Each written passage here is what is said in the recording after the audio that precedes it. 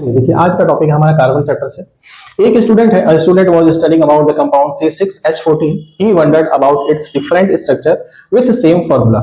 Give the name of the compound. Also write the structural formula of all isomers of an alkene with 6C, मतलब कि 6 carbon atom से ये हो रहा है।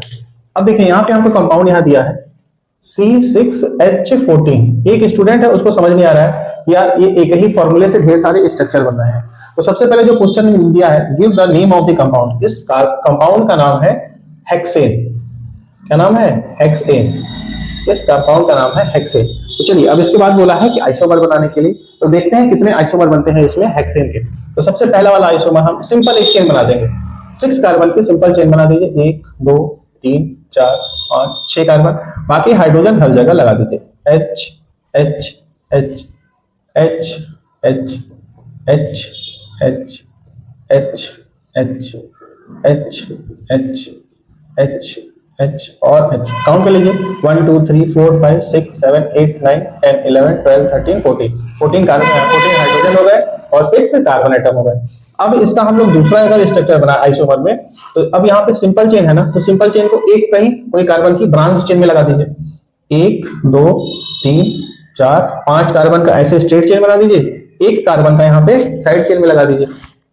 यहाँ हाइड्रोजन लगा दीजिए, ऊपर हाइड्रोजन, ये हाइड्रोजन, इस कार्बन पे हाइड्रोजन 1 2 3, फिर यहाँ पे ये नीचे, ये ऊपर, ये नीचे, ये ऊपर, यहाँ पे ये और ये हाइड्रोजन काउंट कर लीजिए। 1 2 3 4 5 6 7 8 9 10 11 12 13 14 एक ही कंपाउंड बन गया, आइसोमर बन गया। अब तीसरा क्या करें, ऐसे ही एक कार्बन की चेन बनाएं।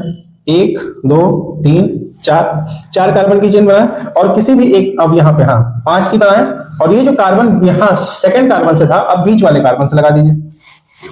1 2 3 4 5 6 7 8 9 10 11 12 13 14, तो ये हो गया हमारा 14 कार्बन और 6 कार्बन। देखिए हेक्सेन के ही कितने हमारे अलग अलग आइसोमर बन गए। अभी तक 3 आइसोमर बने हैं और देखते हैं कहाँ आइसोमर और कितने बन सकते हैं। 3 बन गए, ये हो गए 3। अब चौथे में हम लोग क्या करेंगे नेक्स्ट के लिए, चौथे में देखिए अभी इस कार्बन पे हो गया है, इस कार्बन पे हो गया, इस पे अब नहीं लगा सकते, अगर ये लगाएंगे तो और ये तो दोनों सेम हो जाएगा, इसलिए इस कार्बन पे नहीं लगाएंगे। अब क्या करेंगे हम लोग, थोड़ा सा देखिए अब क्या कर सकते हैं हम लोग, एक इस कार्बन पे लगा दें और एक इस कार्बन पे लगा दें, एक यहाँ कार्बन पे इस कार्बन पे, नाम सिर्फ सबका बदल जाएगा। शायद आप लोगों के सिलेबस में नाम नहीं है इनके, सिर्फ ऐसे ही है कि आप अलग अलग स्ट्रक्चर बना के दिखा दें, इनके नाम आपके सिलेबस में शायद नहीं दिए हैं। ठीक, ये हो गया आपका, ये दूसरा स्ट्रक्चर है, ये दूसरा है, ये अगला, ये अलग है, ये अलग है।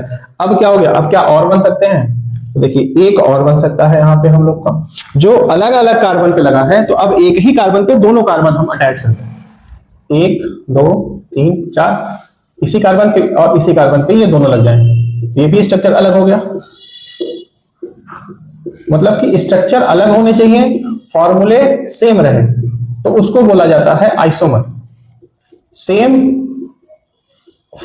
Molecular formula but different structural formula, तो उसको बोला जाता है आइसोमर।